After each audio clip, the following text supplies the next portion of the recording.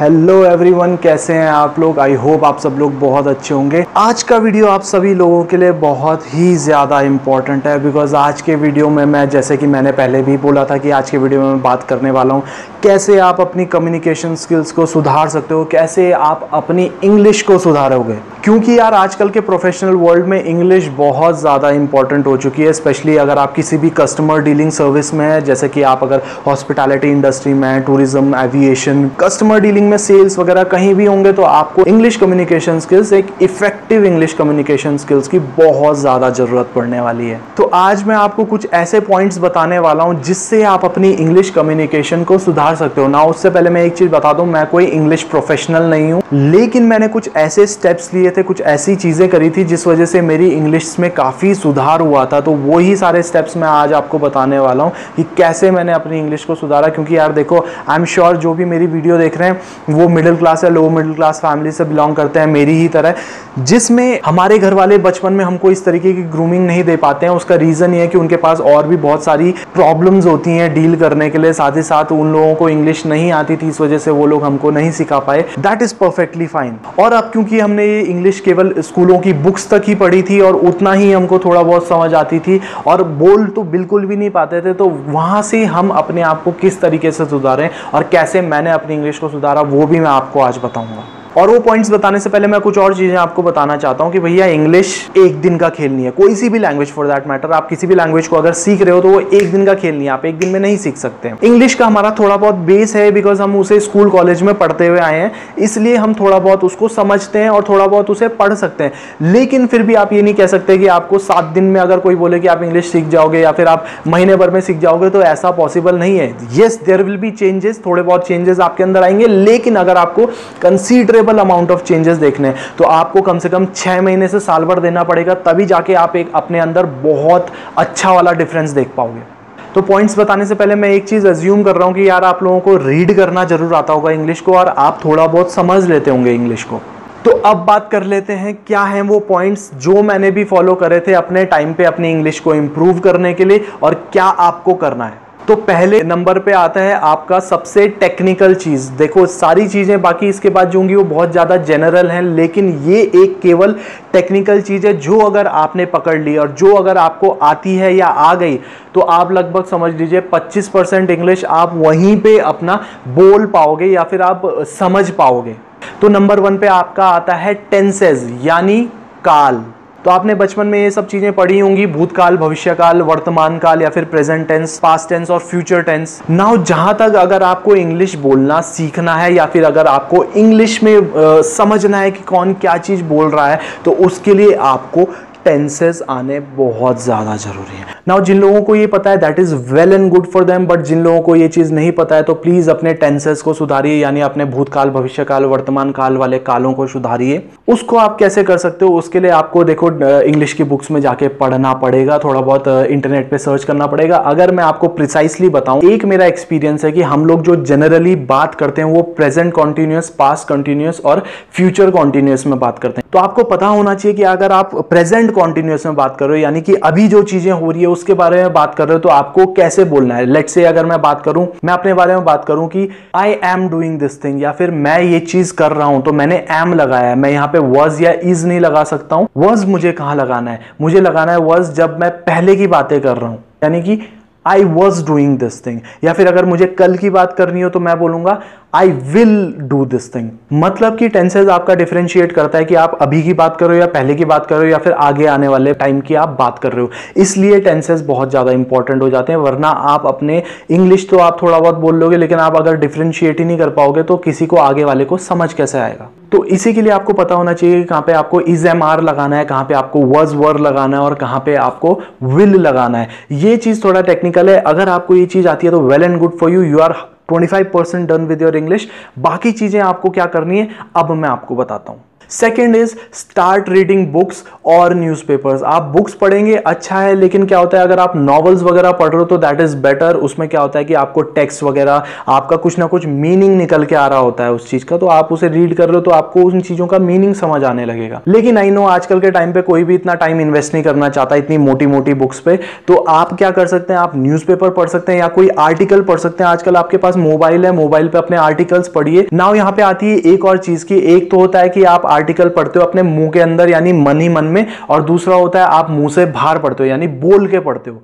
तो I would suggest, मेरा ये मानना है और मैंने खुद भी एक्सपीरियंस करा है कि आप उसे मुंह से बाहर जोर जोर से बोल के पढ़ें। उसका रीजन क्या है, हम मन के अंदर पढ़ते हैं तो केवल हमारा दिमाग उस समय उसे पढ़ रहा होता है और हम उसे समझ रहे होते हैं, यानी कि केवल हमारा दिमाग काम कर रहा होता है। लेकिन जिस समय में हम मुंह से बाहर पढ़ते हैं तो वहां पे हमारी तीन चीजें काम करती हैं। सबसे पहले हमारा मुंह जिससे हम बात कर रहे हैं, बोल रहे हैं, जोर से पढ़ रहे हैं, सेकेंड हमारा दिमाग, और तीसरा हमारे कान। यानी कि जब आप किसी भी वर्ड को जोर जोर से बोलोगे तो आपका क्या होगा, उसका प्रोनाउंसिएशन जो है वो क्लियर होने लगेगा। आपको नहीं लगता कि जो वर्ड आपने शुरुआत में बोला और उसे 100वीं बार आप जब बोल रहे होंगे तो definitely there will be huge amount of change और आपकी कम्युनिकेशन स्किल्स में काफी ज्यादा सुधार आएगा। तब आता है आपका थर्ड पॉइंट, बहुत अच्छा पॉइंट है। देखो ये एक एंटरटेनिंग एस्पेक्ट है कि आप इंग्लिश मूवीज को देखना शुरू करिए। अगर आप नहीं देखते हैं तो आप देखना शुरू करिए। देखते हो तो भैया हिंदी में देखना बंद करो, उनको डबिंग देखना बंद करो और उसे इंग्लिश में देखना शुरू करो।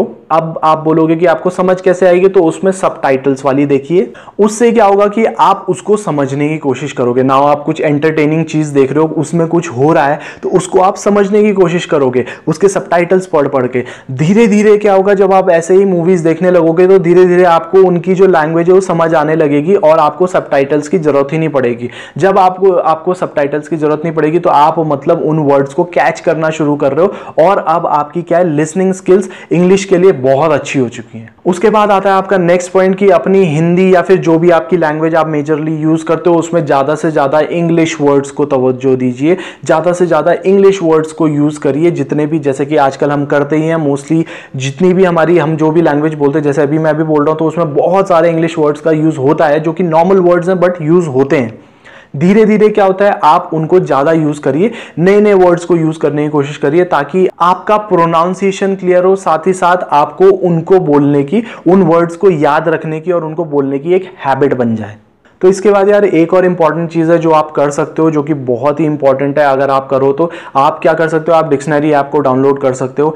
डिक्शनरी ऐप से क्या होता है, आप उसमें जाके कोई भी नया वर्ड सर्च करिए। कोई भी आपके दिमाग में कोई वर्ड आया, आपको लग रहा है कि यार इस वर्ड का मीनिंग क्या होता होगा इंग्लिश में, या फिर इस वर्ड को आप कैसे बोलते होंगे इंग्लिश में, तो वो चीज़ आप जाके उन डिक्शनरी ऐप से सुन सकते हो, इवन पढ़ सकते हो, देख सकते हो, उसको कैसे प्रोनाउंस करना है वो चीज़ सुन सकते हो। तो उससे आपको काफ़ी कुछ हेल्प मिल जाती है आज के टाइम पे। उसके बाद आप उन वर्ड्स को अपनी हिंदी में यूज करना शुरू करिए। धीरे धीरे आपको क्या होगा, आपको वर्ड्स एकदम नॉर्मल हो जाएंगे, आपके वो फ्लुएंसी में आने लगेंगे, कहीं भी आपकी जीभ नहीं फंबल करेगी, अटकेगी नहीं। और साथ ही साथ आप क्या कर सकते हो कि जो छोटे छोटे फ्रेजेस होते हैं, जैसे कि how you sir, how you doing, this तरीके के बहुत सारे फ्रेजेस होते हैं, उन फ्रेजेस को अपनी नॉर्मल लैंग्वेज में यूज करना शुरू करिए। एटलीस्ट अगर आप लोगों के साथ नहीं कर सकते हैं तो अपने लिए पर्सनली यूज करना शुरू करिए। आप शीशे में खुद को देख सकते हैं, शीशे में देखो अपने आप को और अपने पर्सनली अपने से ही बात करो थोड़ा बहुत। नाउ आई नो ये थोड़ा क्रेजी है, आप लोगों को शीशे में जब बात करोगे थोड़ा सा आपको अटपटा लगेगा, लेकिन आप जब बात करना शुरू करोगे उससे काफी आइडिया लगेगा। वर्चुअली देखा जाए तो मैं भी अभी आपसे बात कर रहा हूं, लेकिन टेक्निकली अगर देखा जाए तो मैं भी अपने कैमरे से बात कर रहा हूं। तो इसी तरीके से आप भी कैमरे पे देख के अपने आप को, अपने एक्सप्रेशंस आपको पता लगेंगे कि आप क्या जिस समय कुछ भी वर्ड बोल रहे हो उस समय कैसे आपके एक्सप्रेशन है, वो चीज भी आपको पता लगेंगे। इसी से हमारा आता है नेक्स्ट पॉइंट कि जब आप इंग्लिश में बोलने की कोशिश कर रहे हैं तो प्लीज अपने एक्सप्रेशन पे ध्यान दीजिए, क्योंकि कुछ लोग तो बेसिक इंग्लिश बोलना सीख जाते हैं लेकिन उनका बोलने का तरीका कुछ ऐसा होता है, hello sir, how are you sir, I am doing good, what is this, my name is this and I am from there and doing this, doing that. Don't you think it's very plain? It's very plain, मतलब इस तरीके से ये लग रहा है कि कोई एक्सप्रेशन ही नहीं है। आप अपनी लैंग्वेज में जैसे ही आप एक्सप्रेशन देते हैं उसी तरीके से आप इंग्लिश में भी दीजिए। प्रोफेशनली अगर मैं बात करूं तो अपने एक्सप्रेशंस को प्लीज बहुत ज्यादा एग्रेसिव मत कर देना, मतलब बहुत ज्यादा एग्रेसिव नहीं करना है, नॉर्मल रखना है। प्रोफेशनल पोस्चर में आपको बात करनी है and try to speak professionally, as much professional as possible. किस वर्ड पे आपका हिंदी में क्या रिएक्शन रहता, उस वर्ड को आप पहले हिंदी में, पूरी लाइन को ही आप हिंदी में बोलिए, उसको फिर उसके बाद इंग्लिश में बोलिए। उससे आपको पता चलेगा कि आपने हिंदी में जो एक्सप्रेशन दिए थे उसी तरीके से आपको उसमें इंग्लिश में भी एक्सप्रेशन देने हैं। और जाते जाते एक और पॉइंट मैं आपको बताना चाहता हूं कि अगर आप अपनी कोई रीजनल लैंग्वेज में बात करते हैं, कोई भी आपकी लैंग्वेज है, थोड़ा आपका डिफरेंट बोलने का तरीका है, तो उस बोलने के तरीके को थोड़ा सा चेंज करिए। उसके लिए आप ये कर सकते हो कि जो भी आप इंग्लिश के वर्ड्स अपने रीजनल लैंग्वेज के तरीके में बोलते थे उनको बोलना उस तरीके से छोड़ दीजिए। जैसे कि मेरे कुछ फ्रेंड्स थे यूपी के, ईस्टर्न यूपी के, तो वो लोग स्नैक्स को स्नेक्स बोलते थे, पेंसिल को पिंसिल बोलते थे, और कुछ हरियाणा के लोग थे वो कॉपी को कॉपी बोलते थे। तो इसी तरीके से बहुत सारे वर्ड्स होते हैं जो कि हम अपने रीजनल टच के साथ बोलने लगते हैं, उसको हमें छोड़ना चाहिए। जब हम उसे अब एक नॉर्मल वे में बोलना शुरू करेंगे तो तभी जाके हमारा जो प्रोनाउंसिएशन है वो काफी हद तक क्लियर होगा।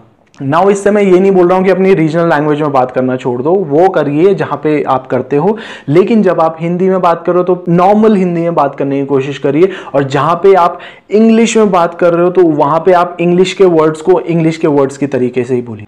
नाउ आई एम श्योर थोड़ा बहुत आपका टच जरूर आएगा, that is perfectly fine. Regional touch थोड़ा बहुत अगर आ जाए that is perfectly fine, but वो इतना ज्यादा इन्फ्लुएंशियल नहीं होना चाहिए कि वो बहुत ज्यादा हैवी हो जाए आपकी लैंग्वेज में। तो इस चीज का भी आपको बहुत ज्यादा ध्यान रखना पड़ेगा।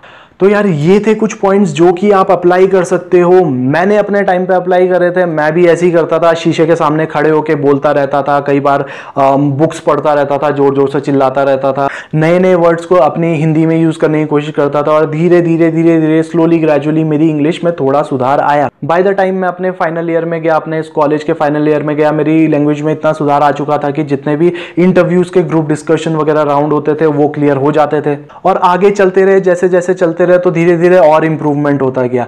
तो अगर आपको कोई बोले कि भाई आपको 3 दिन में कोई सिखा देगा, 24 घंटे में सिखा देगा, या 7 दिन में सिखा देगा, हफ्ते 10 दिन में सिखा देगा, तो ऐसा पॉसिबल थोड़ा नहीं है, क्योंकि एक नेवर एंडिंग प्रोसेस है। कोई भी अगर आप चीज सीख रहे हो तो वो एक नेवर एंडिंग प्रोसेस होता है, उसमें रोज आप कुछ ना कुछ नया सीखते जाते हो, और धीरे धीरे वो और ज्यादा इंप्रूव होती जाती है। तो उसके लिए अगर आपको अपने अंदर एक कंसीडरेबल अमाउंट ऑफ चेंज देखना है, उसके लिए कम से कम आपको 6 मंथ्स देने पड़ेंगे। जब आप लगातार 6 मंथ्स प्रैक्टिस करोगे तो definitely you will see a huge change in you.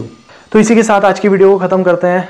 Thank you so much अगर आपने यहां तक देखा है। Thank you so much, have a nice day, bye.